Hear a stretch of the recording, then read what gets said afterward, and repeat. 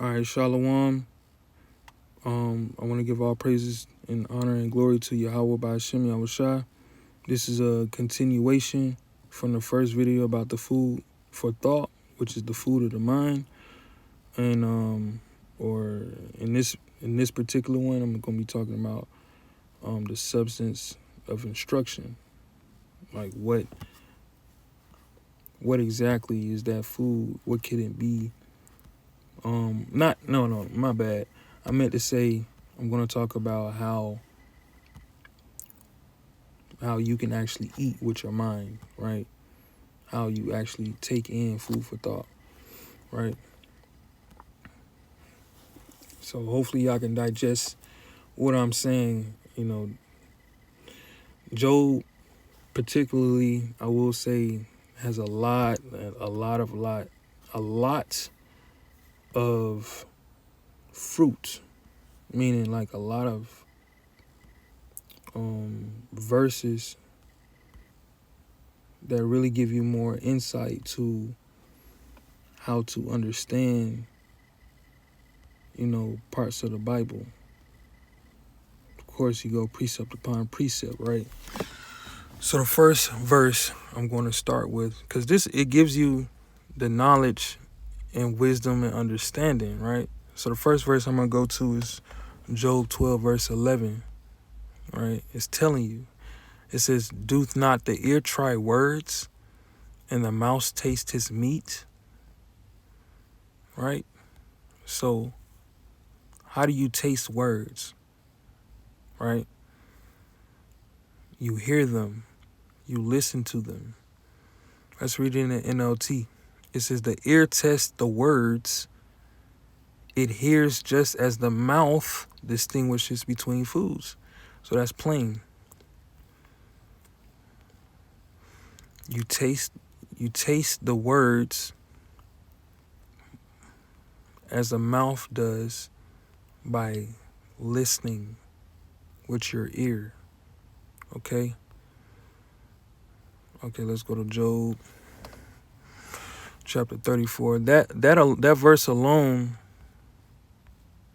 should open up your understanding to the Garden of Eden and the account with the serpent and Eve and the fruit, so on and so forth. So let's start at verse 2. Furthermore, substantiating your ears and how you receive it through your mind. It says, verse 3 says, "For the ear trieth words as the mouth tastes meat." That's basically what I said on Job 12. It says, "Let us choose to us judgment. Let us know among ourselves what is good." So this is how you have that spiritual discernment, by making your determination through what you hear. You determine these things. All right, let me read it in the NLT. It says, "Hear my words, you wise men. Listen to me, you men of learning." Matter of fact, I was supposed to read 2 and 3. My bad.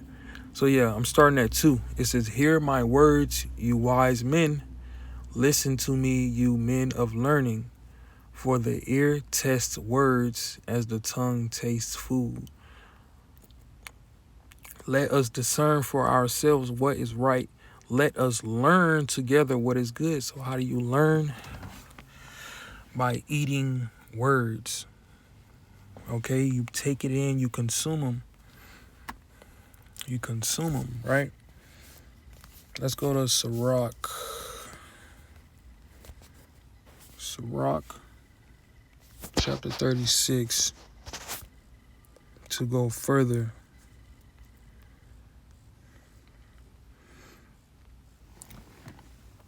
All right, Sirach chapter 36, verse 18. It says, "The belly devoureth all meats, yet is one meat better than another. As the palate tasteth diverse kinds of venison, so doth an heart of understanding false speeches. Right. So when you have been built up and you have experienced, and I'm speaking carnal, right? Carnally, like if you have tasted several different types of meats, you've had goats, you've had lamb, you've had venison, you've had chicken, beef, Wagyu beef, prime, USDA beef, choice, premium. Like if you are into the meats like that, or the cuisines and the gourmet dishes or whatever, then you can taste the difference, right? It's a very distinct difference between chicken and beef. It's a very distinct texture between lamb and turkey, okay? And it's just the same way as understanding false speeches in your mind. So just like how you devour different types of meats, when you hear something that sounds off or tastes different, then you understand that this may be a false speech, right? Okay, let's go to Jeremiah. Jeremiah chapter 3.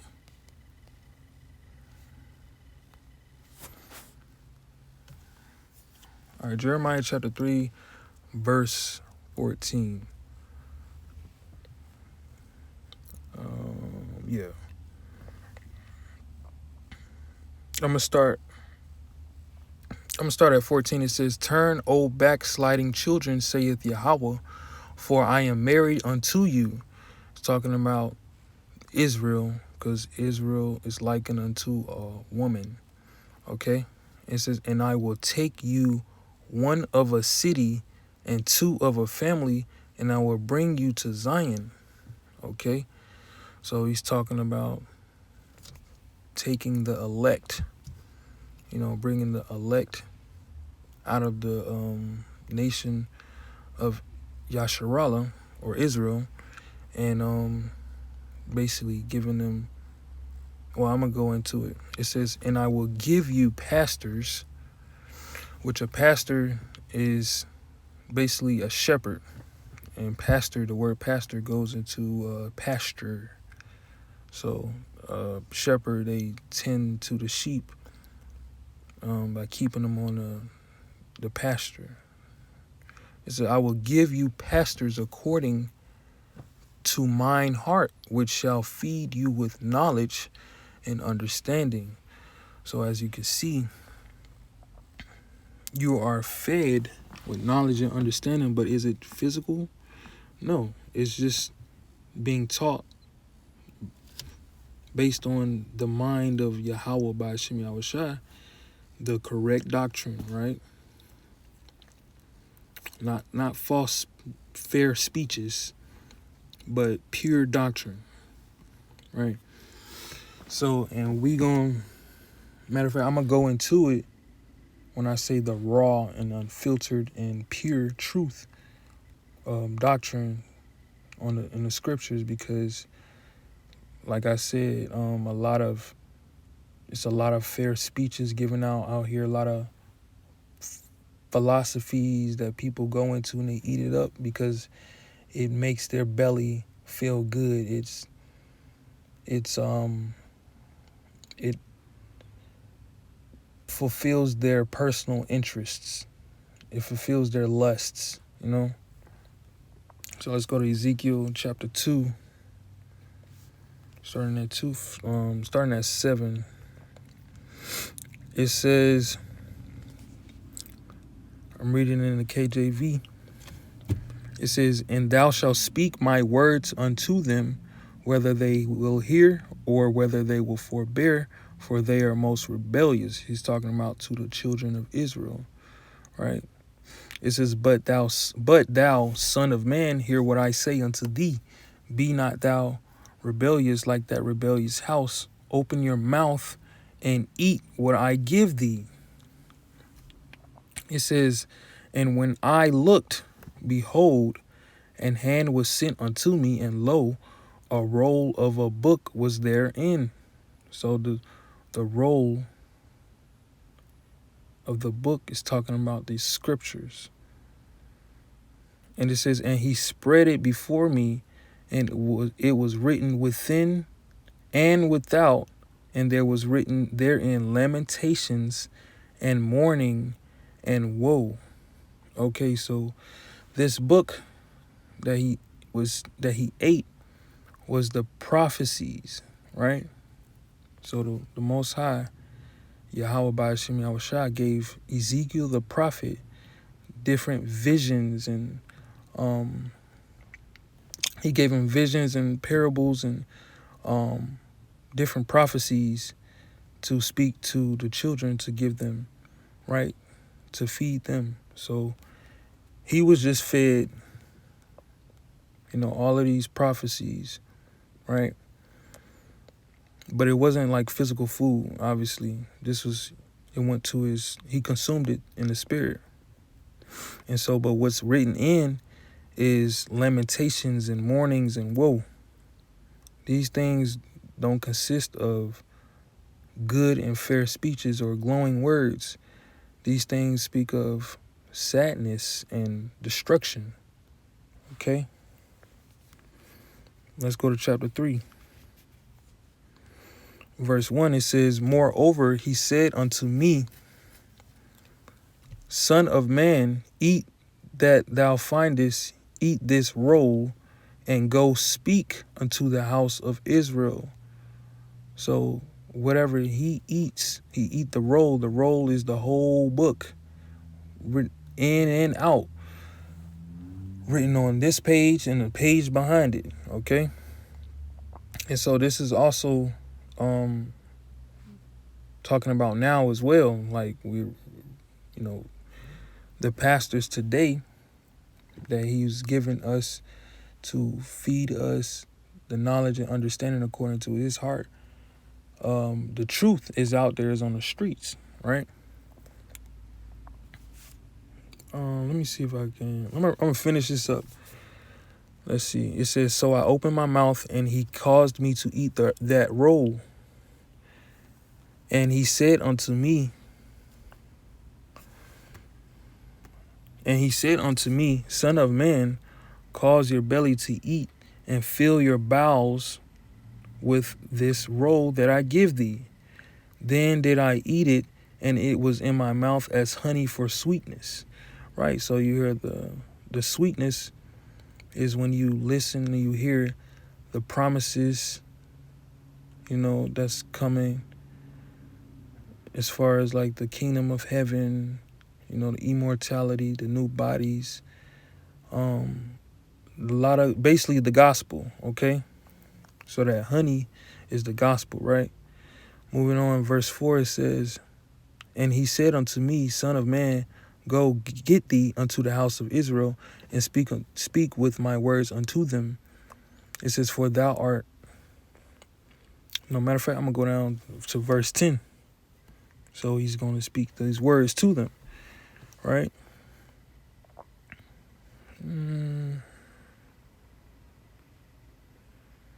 Verse 10, it says, moreover, he said unto me, Son of man, all my words that I shall speak unto thee receive in your heart, and hear with your ears. Yes. So receive with your heart, that's your mind, and hear with your ears. That is, you hear with your ears, and it goes through your mind, and you digest it. Those are the words that he's telling them to receive, to digest. Okay. I think there's another account where it talks about that roll, that little book, is sweetness. This is Revelations chapter 10, verse 10. Now I'll just read from here. It says, I'm gonna start at 9. It says, and I went unto the angel, and said unto him, give me the little book.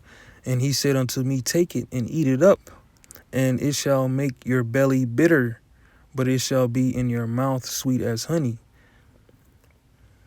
Right? And it says, and I took the little book out of the angel's hands and ate it up, and it was in my mouth sweet as honey. And as soon as I had eaten it, my belly was bitter. So this is the little book consists of the Lamentations, the Mournings, the Woes, the same book basically that Ezekiel ate. But this is the whole Bible, you know, from Genesis to the wisdom, to the Apocrypha, to the prophets, to the Gospels, you know, all the prophecies, everything. That's the little book. Of course, it's filled with a lot of promises and good things to come. That's what gospel means, the good news. But of course, there's got to be some tribulation as well, which is the bitter part, and curses that need to be fulfilled, and just different things that is going to be very destructive and very trying, such as Jacob's trouble. Okay, so that's the bitter part. When you think about it in your mind, you meditate upon these things. This is the bitter part of this book. Okay, so let's move on. Let's move on to John chapter 21, because YAHAWASHI, he even told Peter to feed the sheep. And that's what it's doing. That's what the occupation is, to feed the sheep, right? As the shepherd, the pastor, right? It says, John 21 verse 15, it says, so when they had dined, YAHAWASHI said to Simon Peter, Simon, son of Jonas, lovest thou me more than these? He saith unto him, Yea, Lord, thou knowest that I love thee. He said unto him, feed my lambs. Okay? And of course he said it twice more to really hammer down how important it is to feed the sheep. Okay? And what is he feeding the sheep with? Knowledge, wisdom, and understanding. Let's go to Ezekiel. And why do you need this? Why do you need to be taught these things? Okay, why do you need to be taught? It's to have spiritual discernment. All right. All right, so this is Ezekiel 44, verse 23. It says, and they shall teach my people the difference between holy and profane, and cause them to discern between the clean and unclean. So when you feeding them, you teaching them. When you're teaching somebody, you're feeding them. You're feeding them knowledge, right? And this is how you have spiritual discernment. So it's important to understand the difference between clean and unclean, because otherwise you'll be you'll just be like as a beast, you know, as a dog. Dogs, they'll just pretty much eat anything, or a pig. You don't want to have the nature of a pig. A pig, they're unclean. So they'll eat anything. And on a spiritual level, you don't want to have the spirit of those animals, because guess what? You won't have any spiritual discernment. You'll be moving in the nature of a beast, using by your instincts, by your desires to eat whatever you want to eat. So any knowledge, any wisdom, understanding, you'll just take in, and you'll just be bugged out and confused. You won't know what's true and what's not true. Okay? So let's go to Isaiah. I got a few more verses I want to get to, and then I'm going to close it out. So Isaiah chapter 28 and verse 8. It says,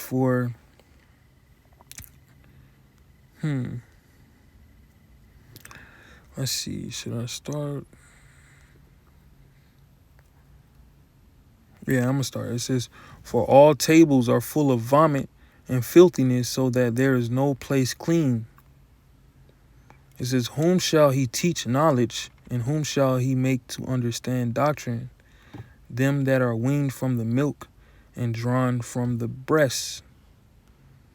All right. So the only way to really understand the doctrine is to understand the basics of the scriptures, the laws, the statutes, the commandments, the history, the ins and outs, you know. And the tables that are full of vomit are, this table is talking about the scriptures.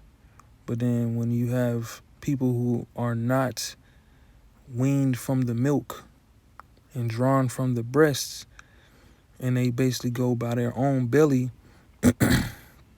they drink, you know, that strong drink, which is philosophies and doctrines that are false, and they spew out vomit all over what's really going on. This table is supposed to be filled with good food, but like when there are stumbling blocks within the scriptures, people, they eat it, you know, not eat it, but they try to implement the philosophies and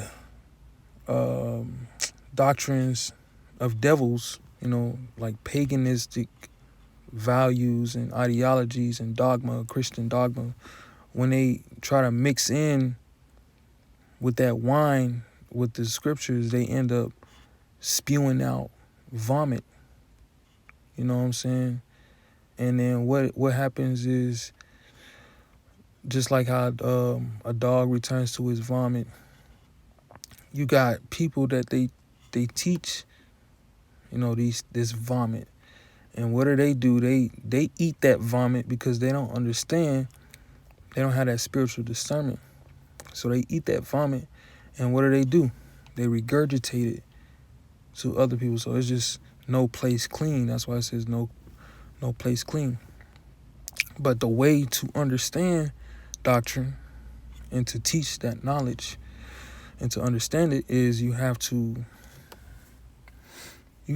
gotta humble yourself down, be born again, drink the milk, which is the simple, basic understanding of the scriptures, and then you can understand by precept upon precept, precept upon precept, line upon line, line upon line, here a little and there a little, right? So that's how you understand the scriptures. All right. And we know that the words, you know, the words through faith and comfort. Matter of fact, I'm going to go to it. Romans 15:4. For whatsoever things were written aforetime were written for our learning, that we through patience and comfort of the scriptures might have hope. Many pastors and preachers in this age do not consider, you know, the things written aforetime are for their learning. So that's why they mess up, and they just follow the dogma to feel, you know, and teach people to feel good doctrines, right? But through the scriptures, we're supposed to get hope and comfort. It's supposed to nurture you, give you nourishment, and build up your spirit. Not just make you zealous, but not having the knowledge.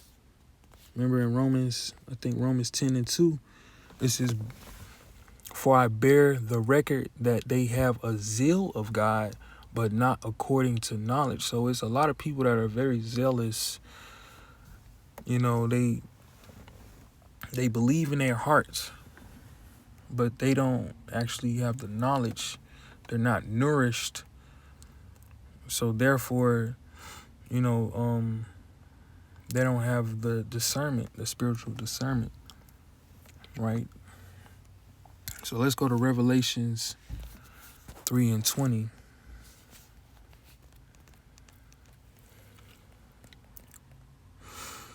All right, so Like I said, you gotta humble yourself and be open to get that understanding.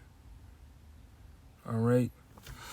Revelations chapter 3, verse 20, it says, "Behold, I stand at the door and knock."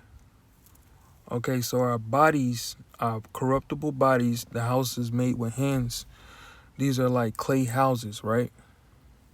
These are like your tabernacle. So the door, right, is the doors to your mind. So that's why it says, "I stand at the door and knock." It says, "If any man hear my voice and open the door, I will come into him and will sup with him and he with me." Let's read it in the NLT. No, this is the NIV. My bad. Let's read it in the NLT.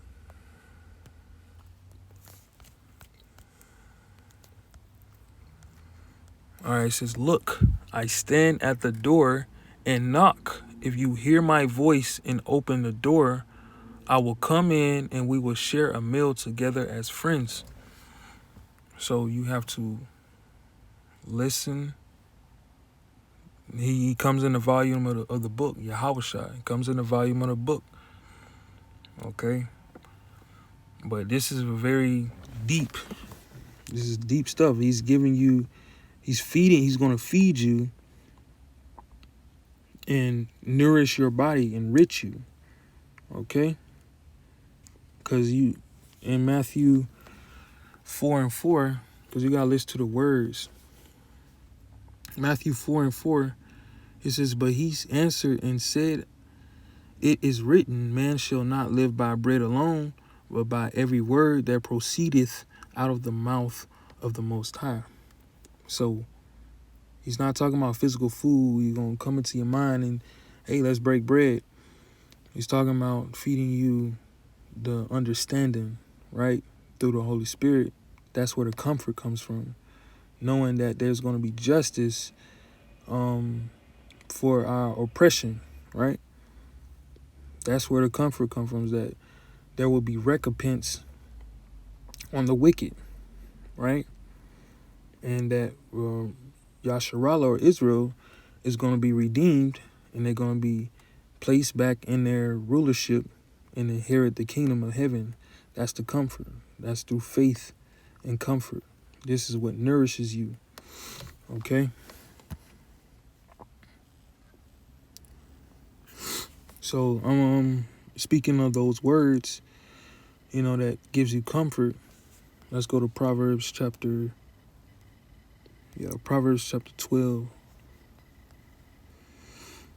and verse 25.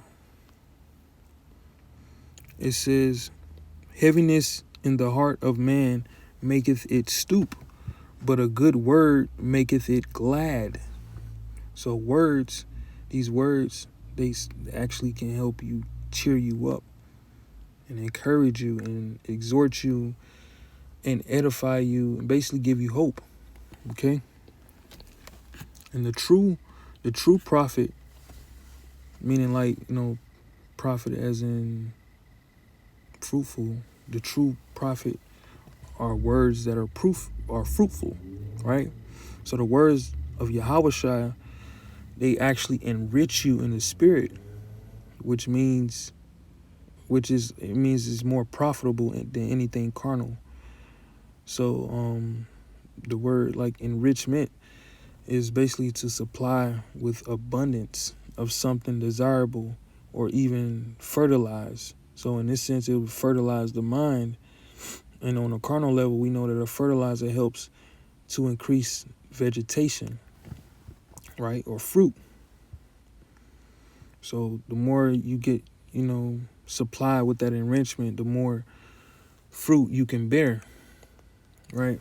And it'll basically give you more life, more spirit.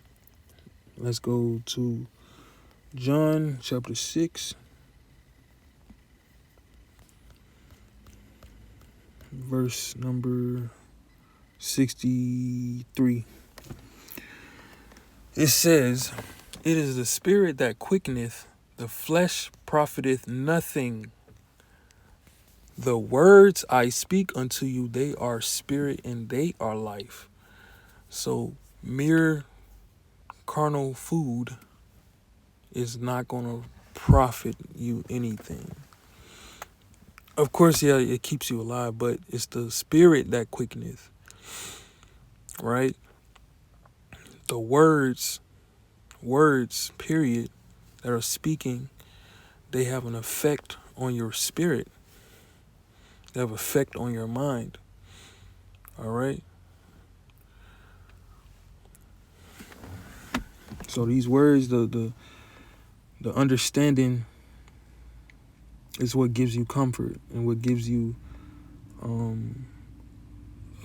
built up spirit. It builds you up in the spirit. So you waxing mightier. So I'm gonna end it off on this last verse in 2nd Ezra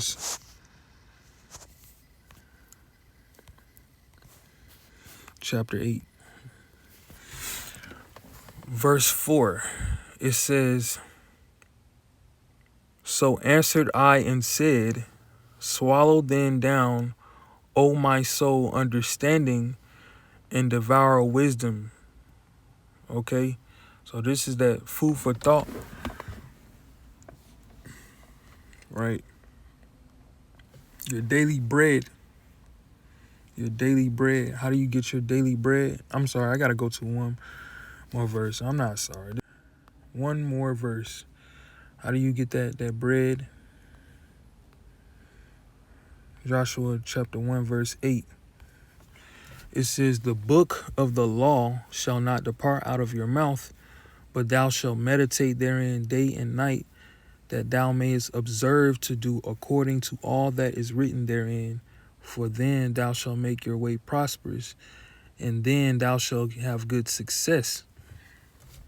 So it's the spirit that quickeneth. These words, everything that you study should give you spirit and life.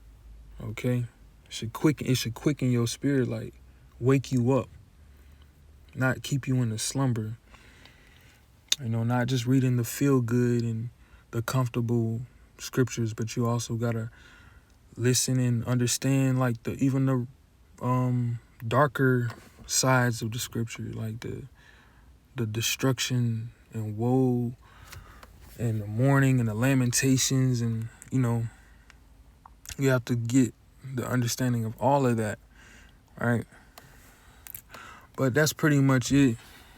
That's pretty much the food for thought. Lord willing, this was edifying. I want to give all praises, honor, and glory to YAHAWAH, BAHASHAM, YAHAWASHI. Till next time, Lord willing, Shalom.